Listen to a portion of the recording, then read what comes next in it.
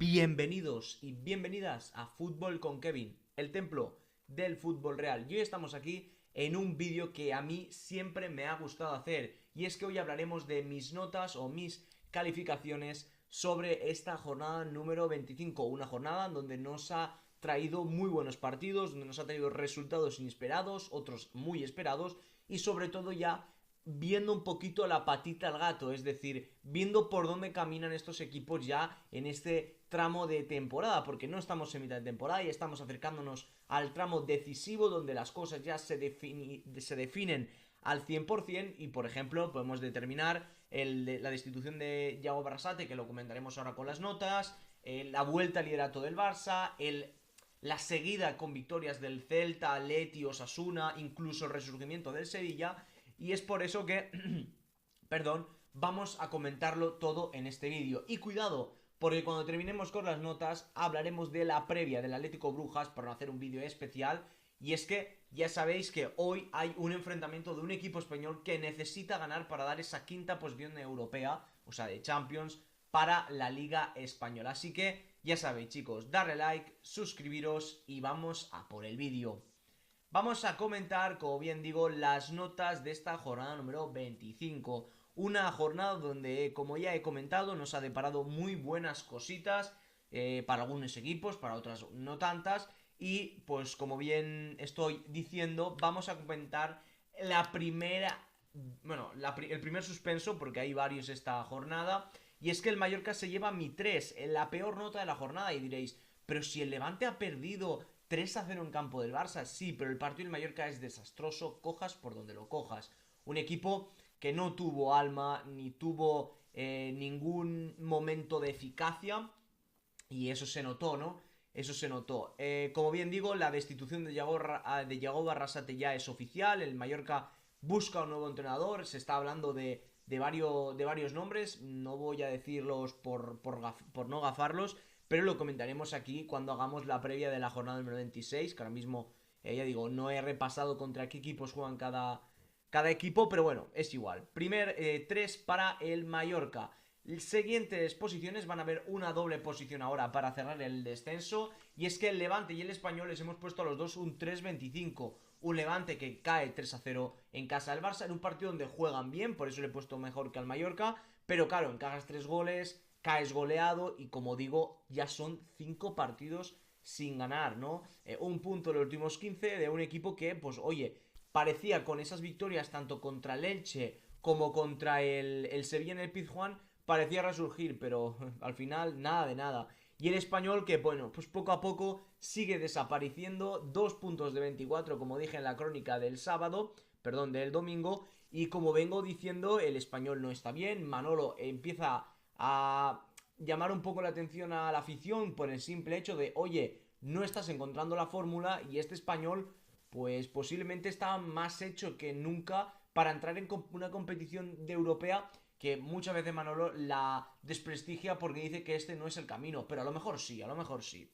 Vamos a comentar esa 17ª posición con el Elche de Eder Sarabia, un Elche que no hizo un buen partido en casa del Atleti, al fin y al cabo perdió por un tanto, sí que es verdad, por un gol en el último segundo, pero un Elche donde volvió a perder, y un Elche que solamente ha puntuado 2 puntos de 24, igual que el Español.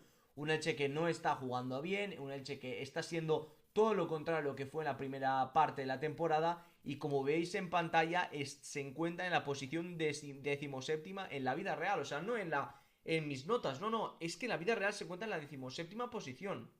Algo que Del Sarabia debe estar tirándose los pelos. Vamos a hablar de la 16ª posición con el Real Madrid de Álvaro Arbeloa, un equipo totalmente hundido en el Sadar, y un equipo donde no tuvieron la oportunidad ni tampoco las ganas de salir a por la victoria. Ya lo comenté en la crónica del partido, que veíamos a un Madrid más centrado pensando en el Benfica que en el propio partido contra el club navarro, ¿no? Como iba diciendo, este Madrid tiene muchos altos y bajos. Parecía tener una buena estabilidad ahora, con esa victoria en Benfica tan importante 0-1, luego esa gran victoria del Real 4-1. Parecía tomar un poco de ventaja, pero con esta derrota vuelven a caer a lo que estaba siendo el Real Madrid esta temporada. En la 15ª posición colocamos al Getafe de Bordalás. Y mucha gente me puede decir, pero ¿cómo vas a poner un 4.25 y al Madrid un 4.75? Pues sí, el Getafe me gustó, el Getafe mereció algo más incluso que el propio Sevilla, pero al fin y al cabo la roja de Gené condicionó mucho y eso significó una derrota que no conseguía el Getafe hace más de 4 jornadas. Le pongo un 4.25 que al fin y al cabo yo creo que la gente del Coliseum y de la propia ciudad de Getafe no deben estar enfadadas con esta puntuación. Vamos a hablar de la 14ª posición para el segundo equipo ya nombrado, tercer equipo, perdón, nombrado ya valenciano. Y es que es literalmente el equipo de Corberán, que se queda rozando de un 5 donde mereció. Le he estado a nada de poner el 5, pero era un poco injusto ya que no sumaste nada. Es una derrota que... Esas de esas derrotas que no duelen porque sabes que has jugado y has competido mejor que tu rival. Y eso que tu rival era el mismísimo Villarreal. Pero al final, al irte de vacío, pues no puedes salir con una buena puntuación. Un 4.75 rozando el aprobado. Vamos a por la 13ª posición de estas notas, donde ponemos al Oviedo de el mismísimo Guillermo Almada, ¿no? Y liderado por Federico Viñas. Un Oviedo que, bueno, a ver, aquí va a haber críticas. ¿Por qué el Oviedo un 5, Kevin? ¿Por qué le vas a poner un 5? Pues sí, y es que si llega a ganar ese partido 0-2 o 1-2, posiblemente el Oviedo hubiera llegado a tener un 8,5, 8,75. ¿Qué sucede? Te vuelves a dejar remontar. Sí, es que se vuelve a dejar remontar. Y es que si el Oviedo no llega a empatar, digo más, si el Oviedo no llega a empatar con ese gol de Eric Bailly, posiblemente le hubiera puesto un 3 o incluso menos, porque no puedes desperdiciar una oportunidad como la que tuviste ayer o antes de ayer en Donosti, ¿no? Veremos qué tal le va lo que queda de temporada al equipo, como digo, de Santi Cazorla, porque es el eje de este equipo. Como digo, la 12ª posición, hablamos de una Real Sociedad venida a menos. Una Real que ya solamente puntúa en 8 puntos de los últimos 15, con ya 3 tropiezos en los últimos 5 partidos. Vino de una derrota muy dolorosa y un empate que es difícil de digerir contra el Oviedo. Y es lo que vengo diciendo, si esta Real Sociedad me está empezando a disgustar, ¿no? Y me recuerda mucho al Levante, un Levante que empezó muy bien la era Luis Castro, pues lo mismo con Matarazzo. Sí que es verdad que hay que ser menos alarmantes, la Real seguramente va a volver a encajar unos buenos partidos, ha tenido malas noticias últimamente, pero le he puesto un 5.25. ¿Por qué más que al Oviedo? Porque estuvo a esto de volver a ganar y de volver a remontar, cuidado. Entonces le pongo un poquito más que al propio Oviedo. Para cerrar la columna de la derecha vamos a comentar con el Betis del Pellegrini, un equipo donde, bueno, no hizo un mal partido, pero pensó más en las semanas siguientes y sobre todo al derbi sevillano que tenemos este fin de semana que en el propio Rayo Vallecano, ¿no?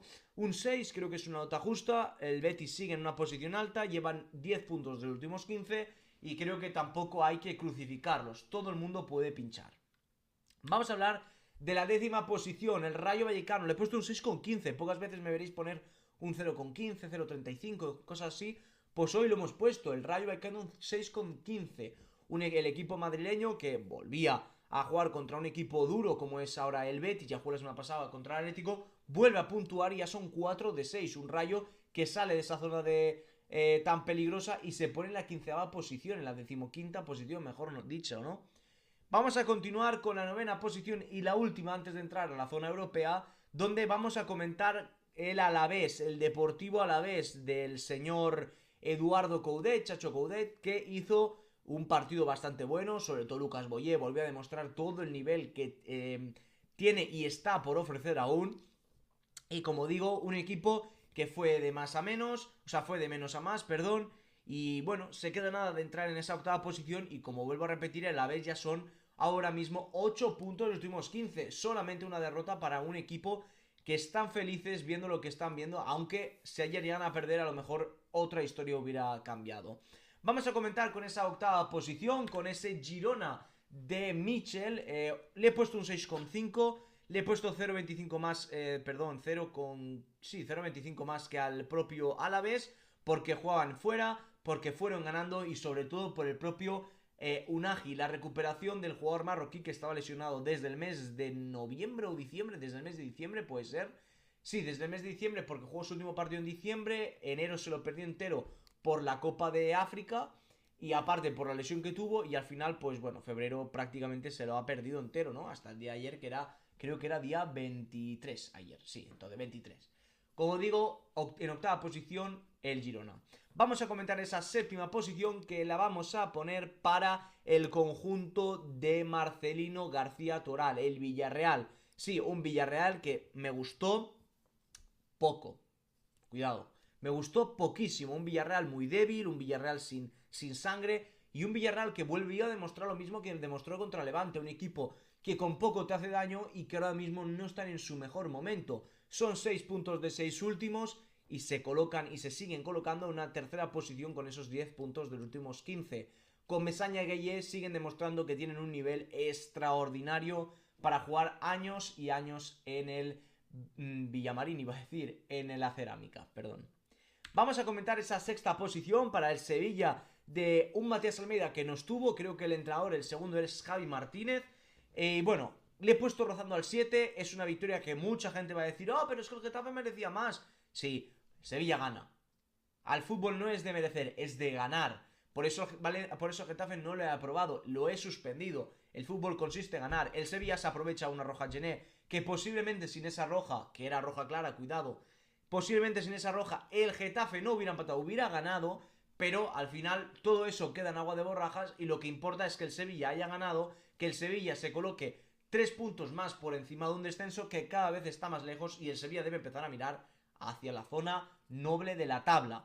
Vamos a comentar con esa quinta posición, por cierto, Sevilla un 6,75, la quinta posición para el Athletic Club de Ernesto Valverde, el resurgir de los Leones, el resurgir de San Mamés, un 7 le he puesto a un equipo que ya son 10 puntos de los últimos 12, 3 victorias consecutivas y a 2 puntos de Europa, cuando parecía un equipo desahuciado y un equipo realmente difícil de volver a gestionar. Ernesto Valverde ha dado con las claves. El equipo no está gustando cómo juega, pero las victorias están llegando. Eso significa que el Atleti la semana que viene tiene un partido muy complicado contra la Real Sociedad en la Copa del Rey. Y cuidado, porque podrían haber sorpresas, ya que las dos dinámicas son bien distintas a la hora de los resultados. Vamos a empezar con la zona de Champions, el top 4 en cuarta posición, y a nada de llegar al top 3, al podio, se queda el conjunto del Cholo Simeone, el Atlético de Madrid. Sí, el club madrileño, le he puesto un 7,75, buena efectividad, buena pegada, pero obviamente la consecuencia mayor es que en defensa sigue siendo un auténtico coladero. No puede ser que encajes 2 goles contra el Español y en tu propio feudo, siendo el Atlético de Madrid. Veremos cómo lo sigue llevando el señor Cholo Simeone, el Cholito, que bueno, de momento, pues bueno, rompe esa mala racha negativa de 4 partidos sin ganar, pero de 3, perdón, sin ganar, 2 derrotas y un empate, pues ahora consigue una victoria que ya son 7 puntos de los últimos 15. Debe mejorar el equipo rojiblanco. En tercera posición y en la última posición del podio llega el Celta de Vigo. Ya veis, un punto de diferencia por encima del Atlético. Y es que un Celta que, bueno, no tendría que haber puesto Celta, tendría que haber puesto Iago Aspas, el emblema más histórico de un club que poco a poco está haciéndose un hueco en esas posiciones más altas de la tabla. Un Celta que tenía una mala racha en las espaldas, 4 pinchazos consecutivos, y cuando parecía que un nuevo pinchazo venía delante, Iago Aspas y Borja Iglesias salieron del banquillo y dijeron, que estamos aquí, que somos jugadores importantísimos del club. Penalti provocado por Borja, claro, marca Iago. Segundo disparo que puede hacer Iago, otro gol. Y es lo que digo, el rey de Galicia, don Iago Aspas. Increíble. En segunda posición coloco al conjunto de Hansi Flick, de Pedri, de Lamine, de Fermín y sobre todo de Marc Bernal. En segunda posición coloco al Barcelona, un 9,25, bastante cerca del primer puesto. Un Barça que no encajó, que le doy muchos puntos a no encajar. Un Barça que además goleó, un Barça que recupera alguna sensación que otra, recupera a Pedri, vuelven a jugar minutos Araujo, juega a un gran nivel Fermín otra vez después de tanto tiempo. Realmente fue un partido redondo. Joan García volvió a demostrar un gran nivel bajo palos. Cancelo un resurgir. O sea, increíblemente este Fútbol Club Barcelona de Joao Cancelo. Y en primera posición y como rey de esta jornada número 25 no podía ser otro que el mismísimo Osasuna, el equipo de Alessio Lisi, que nadie confiaba hace un par de semanas o un par de meses. Ahí está, en 9ª posición en la Liga Real, con unos 11 puntos de los últimos 15, sin perder en casa desde hace muchísimo tiempo y con solo una derrota desde que ha empezado 2026. No sé si son 9 partidos y ha conseguido 6 victorias, 2 empates y una derrota o algo así. Realmente brutal lo que está haciendo el equipo del mismísimo italiano Alessio Lisi, de Don Víctor Muñoz, Aimar Oroz, de Budimir y de Raúl García. Cuidadito, que las deja sentadas a todas, aparte de Asencio. Y eso, chicos, las notas son estas, ¿vale? Lo de Asencio de la coña, lo defiendo mucho, me cae de maravilla y creo que es un futbolista espectacular. Vamos a comentar cómo queda mi clasificación de la Liga 25-26 desde la jornada 22. Acordaros que lo estamos haciendo desde hace 3 jornadas. Para mí, si les vamos sumando, acordaros que la primera posición suma 6 puntos, desde el segundo al cuarto son 5, 5 hasta el 7, 3, el 8, 2, 9, 10, 11, 12 y 13, 1 punto, del 14 al 17, 0, y del puesto de descenso suman menos 1. El Osasuna ya suma 13, va líder, y sorpresas como por ejemplo la del Getafe, que va con 11 puntos cuarto. El Madrid baja posiciones ya que esa derrota no le permite sumar.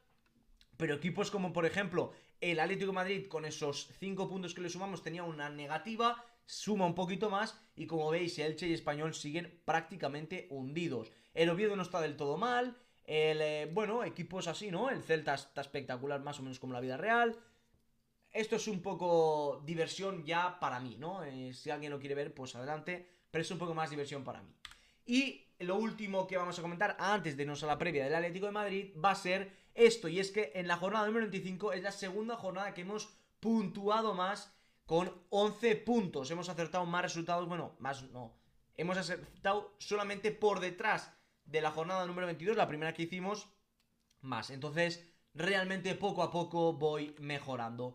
Y vamos a comentar, ya que estamos, como bien digo, la previa, sí, la previa del super partidazo que hay esta noche, de un partido donde se juegan bastantes cosas, como bien he dicho. El Atlético de Madrid Brujas en el Wanda, no, en el Civitas Metropolitano, en el Riyadh Metropolitano, no lo sé exactamente. Estoy bastante contento porque este partido va a traer muchas migas, ¿no? El Atlético, que en la ida quedaron 3-3 en el campo del Brujas, un Atlético que iba ganando 0-2. Y la alineación que va a sacar el Cholo para mí va a ser Jan Oblak en portería, Nahuel Molina y Ruggeri en los laterales, Pubil y Janko la pareja centrales, Coque, Llorente y Griezmann en el medio del campo, y arriba Juliano Lugman y Julián Álvarez. Sí, me gustaría ver a Sorlo por delante de Julián, pero veremos qué termina sucediendo. Yo creo que Julián hoy jugará el titular. Hemos hecho una previa rápida, ya digo, no me analizo mucho porque es un partido de más, como el de mañana del Benfica. El del Madrid ya lo veremos cómo lo analizamos. Seguramente hagamos la crónica del Atlético y en la misma vídeo haremos la previa. Ya me lo montaré de como pueda. Pero recordaros, el Atlético necesita ganar obligatoriamente de un gol para poder pasar. Si no, se irían a penaltis. O a prórroga, obviamente. Así que nada, chicos, ya sabéis, si os ha gustado el vídeo, suscribiros, darle like, activar la campanita y sobre todo disfrutar de este martes de tanta felicidad. Un saludo a todos y adiós.